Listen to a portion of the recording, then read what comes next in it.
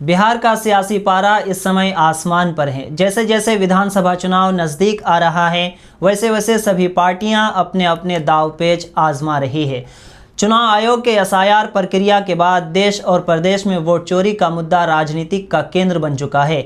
इसी बीच राहुल गांधी ने बिहार में वोटर अधिकार यात्रा शुरू कर दी है। ये यात्रा 17 अगस्त को सासाराम से शुरू हुई और देखते देखते बिहार की राजनीति में विमर्श का केंद्र बन गई है। पहली नज़र में ये यात्रा इंडिया अलायंस की चुनावी शंखनाद लगती है, लेकिन गहराई से देखें तो ये सिर्फ चुनाव तक सीमित नहीं है, बल्कि इसमें कई राजनीतिक संदेश छिपे हैं। आइए इस वीडियो में विस्तार से वोटर अधिकार यात्रा के सियासी मायने समझते हैं। मैं हूं शोएब मलिक आज़ाद और आप देख रहे हैं इंसाफ टाइम्स।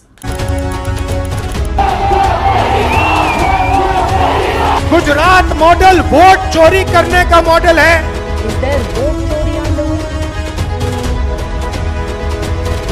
मेरा नाम राहुल सावरकर नहीं है, मेरा नाम राहुल गांधी है। राहुल गांधी इस यात्रा को वोट चोरी के नैरेटिव पर टिका रहे हैं। उनका दावा है कि चुनावों में संगठित ढंग से धांधली की जा रही है और लोगों का मताधिकार छीना जा रहा है।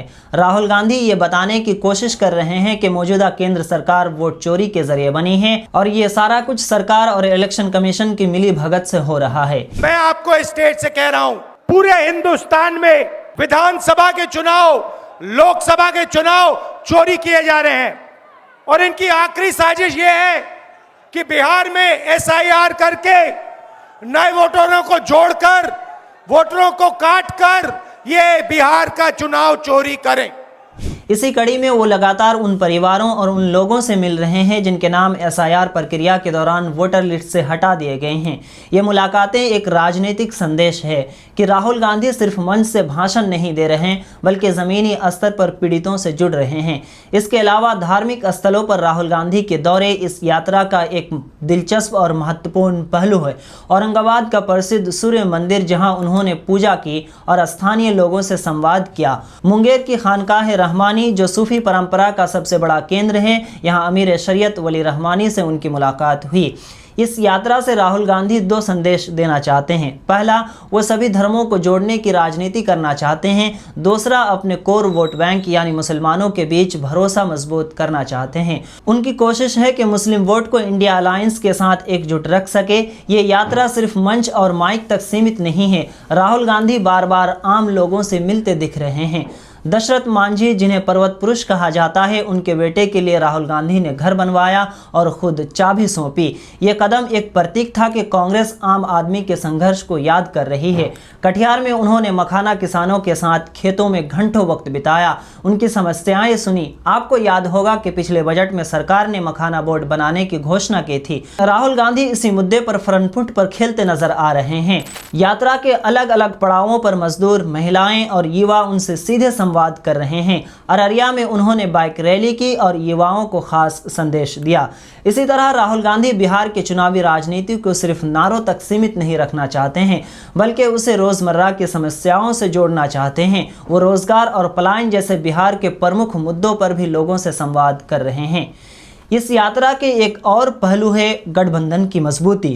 मंच पर राहुल गांधी के साथ बिहार विधानसभा के नेता प्रतिपक्ष और आरजेडी नेता तेजस्वी यादव, भाकपा माले के महासचिव दीपांकर भट्टाचार्य और वीआईपी प्रमुख मुकेश सहनी जैसे नेता दिखाई दे रहे हैं। वहीं दूसरी तरफ कन्हैया कुमार, संजय यादव, इमरान प्रतापगढ़ी और कारी शोएब प्रेस कॉन्फ्रेंस करके सरकार पर आक्रामक रुख अपनाए हुए हैं।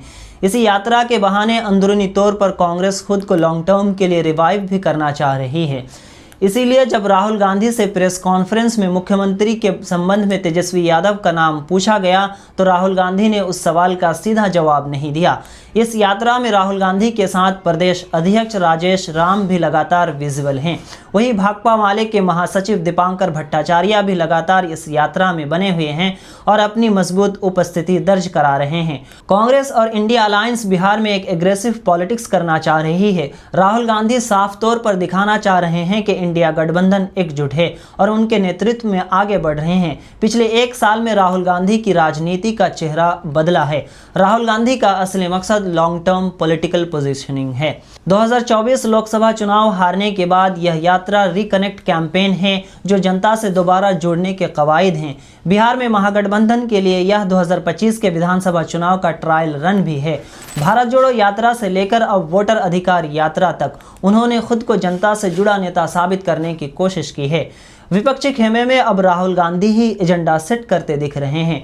कांग्रेस हो, राजद या वाम दल, सभी कहीं ना कहीं उनके नैरेटिव के हिसाब से रणनीति बना रहे हैं। धीरे धीरे राहुल गांधी विपक्ष के सर्वमान्य नेता बनते नजर आ रहे हैं। वोटर अधिकार यात्रा के बहुत सारे सियासी मायने हैं, जैसे विपक्षी एकता का प्रदर्शन, कांग्रेस की जमीन तलाशना, समावेशी राजनीति का संदेश, लोकतंत्र और वोट की अहमियत को मुद्दा बनाना और आगे आने वाले चुनावों की रणनीतिक तैयारी करना।